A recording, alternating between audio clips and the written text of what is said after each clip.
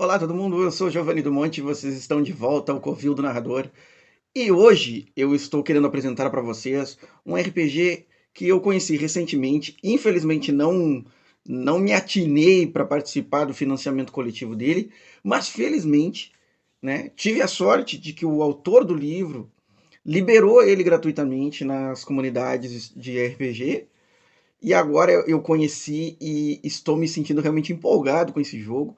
Ele é muito legal, apesar do quanto ele é simples, porque ele tem uma proposta que atende a algo que foi, digamos assim, deixado para trás, deixado para o passado, né?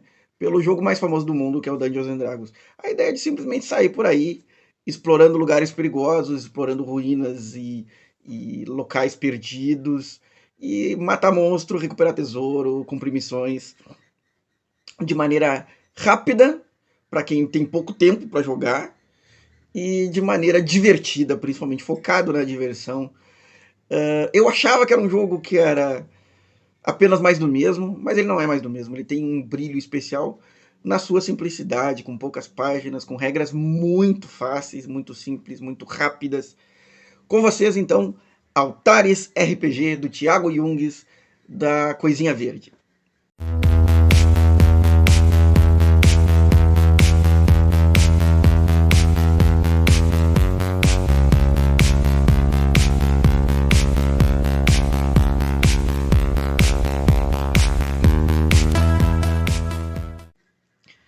O Altares tem um sistema muito prático.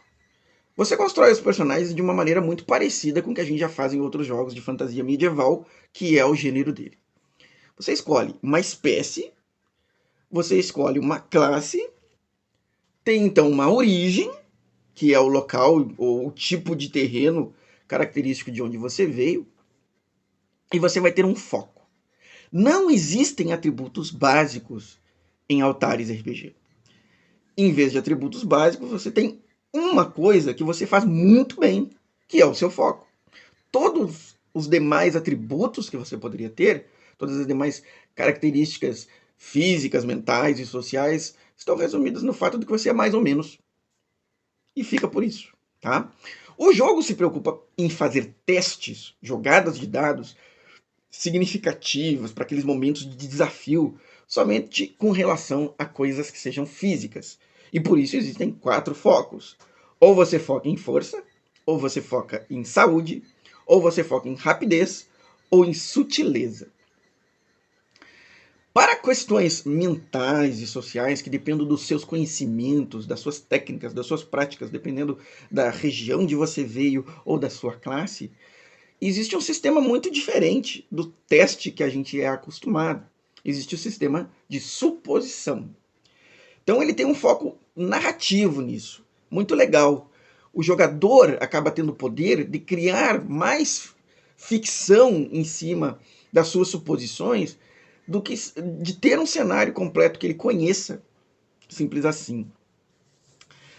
Então vamos explicar essas duas formas diferentes de testar no jogo. O teste comum, que são diferentes focos, né?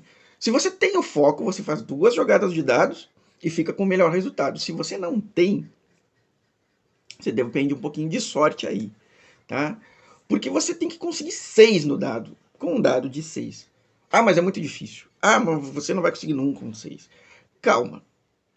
Todo personagem tem pontos de energia dependentes da sua raça, da sua espécie, melhor dizendo.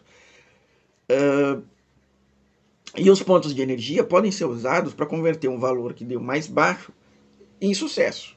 O custo em pontos de energia depende da diferença entre ter um 6 e o resultado que você realmente tirou. Então, os pontos de energia, eles são a vontade do personagem de ser bem sucedido.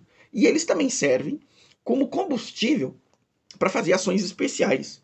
Por exemplo, habilidades, técnicas, movimentos, manobras, poderes, né? Me lembrou muito nisso o Dungeons and Dragons 4ª edição. E aí, óbvio que ele conseguiu um fã quando ele fez habilidades que lembram Dungeons and Dragons 4ª edição, né? O Thiago Hughes. Algumas habilidades são passivas e não dependem do custo em pontos de energia. Mas aí você pode perguntar, e esses pontos de energia, quanto você tem? Eles são bem limitados. Tem um número muito pequeno. Então o jogo é bem difícil. Ele tem uma pegada que eu diria que é o OSR, né? Aquela coisa de você tem que agir o máximo possível para que o seu personagem faça coisas que não dependam nem de testes, nem do gasto de ponto de energia. Fazer coisas com a cabeça. Mas se você precisar de mais pontos de energia, chegou no fim de uma cena e eles estão acabando, você pode descansar e recupera todos os pontos de energia. Existem pontos de vida, como no Dungeons and Dragons e outros jogos de fantasia medieval e outros RPGs, enfim, né? Mas os pontos de vida não se recuperam ao fim das cenas, eles se recuperam somente quando você para de verdade para descansar ao final de uma aventura. Então, os testes estão explicados. Eles dependem da sua sorte ou dos seus pontos de energia. E como é que funciona a suposição? Digamos que o seu personagem tenha conhecimento sobre magia. Você se depara com runas arcanas nas paredes de uma dungeon. Você pode, como jogador, fazer a suposição do significado dessas runas. Não está escrito no manual, não está escrito nas tabelas que você consulta o significado dessas runas. Então você pode supor. Outro jogador que esteja jogando com você, se for um modo cooperativo, ou você mesmo no modo solo, joga o dado e verifica se a suposição é verdadeira ou é falsa. Simples assim. Você vai construindo a ficção e amarrando o seu roteiro com as suas suposições e as suposições dos outros jogadores na mesa. Por sinal, deixa eu dizer uma coisa que eu não estou falando nada em ordem aqui, não estou me preocupando com isso, mas vou dizer para vocês, Altares é um jogo sem mestre. Ele pode ser jogado em modo solo ou em modo cooperativo, mas ele não foi feito para ter mestre. E isso foi uma coisa, para mim, muito especial, porque ele me devolveu vontade de jogar fantasia medieval que eu havia praticamente perdido desde a última campanha que eu joguei de Dungeons and Dragons, inclusive aqui no canal, em modo solo. Vamos a mais um detalhe do Altares, né? Como ele funciona tanto solo como cooperativo, ele tem um sistema de oráculo, que é o mais comum de todos, né? Você joga um dado e os valores mais altos significam uma opção, os valores mais baixos significam outra. E ele tem muitas tabelas para serem consultadas, tanto no modo campanha, que você pode fazer de improviso, quanto nas aventuras que ele tem publicadas. E todas elas também foram disponibilizadas gratuitamente pela Coisinha Verde e pelo Thiago Yunes. Cada aventura, ela se resume a 2 páginas de tabelas.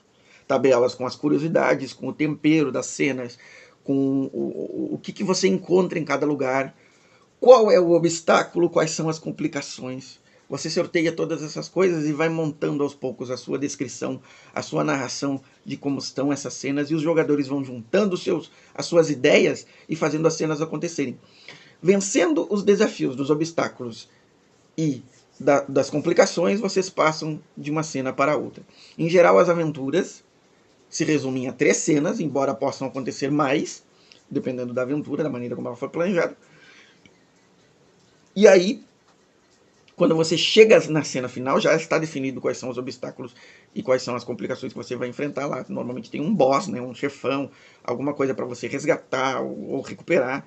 Tem um enigma. O sistema de enigma é bem legal, porque ele é uma maneira, uma espécie de rolagem prolongada de suposição. Assim como existem também os testes simples, que eu já expliquei, também existem testes prolongados, testes mais complexos, onde você tem que conseguir um determinado número de sucessos em vez de um determinado número de falhas, que também me lembrou muito de Dungeons and Dragons 4ª edição. Então, o Altares, ele tem um sistema que é só isso aí. Esse aí é o sistema, tá? E aí, para passar um pouquinho mais de detalhes, para você ter mais curiosidade para procurar.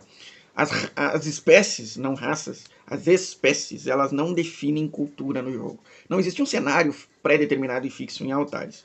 Então você tem espécies que definem características biológicas, tipo de alimentação, poderes mais comuns das espécies no cenário, mas isso não define cultura. Então você pode definir qual é a cultura da sua espécie conforme você quiser. Definir que, por exemplo, os cururus, que são o povo sapo, eles, quando moram nos pântanos, têm uma cultura, quando moram nas florestas, tem outra, e assim por diante. Você pode até mesmo inventar sapos que moram no deserto, se você achar que isso é muito legal. Entre as espécies que temos ali, temos anões, que são aqui chamados de dwarvos, temos os humanos, que são chamados de ruma, os pequeninos, os elfos, temos os arbóreos, que é o povo árvore, temos os cururu, que é sapo, temos uns insetoides, que agora eu esqueci o nome, mas eu vou escrever aqui embaixo o nomezinho em texto depois que eu terminar de gravar o vídeo.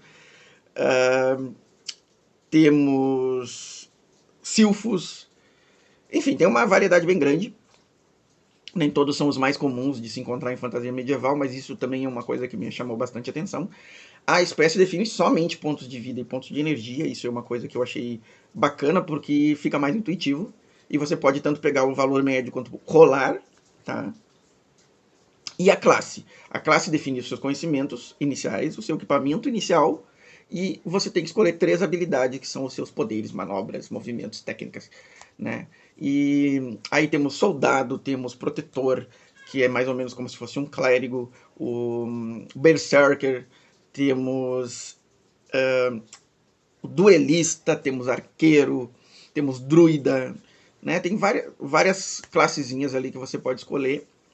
E tanto para jogar no modo solo quanto no modo co-op, o jogo funciona muito bem, muito bem. Ele é muito legal, é uma recomendação que eu faço assim, ó, fortemente para vocês. O Thiago Jung está de parabéns, ele já entrou nos meus top 3 autores nacionais por essa invenção maravilhosa dele, que foi o Altares RPG. E fica aí, então, para vocês terem conhecimento, mais um jogo que não vai criar mofo no meu covil, até porque eu só adquiri ele em formato PDF. Um abraço.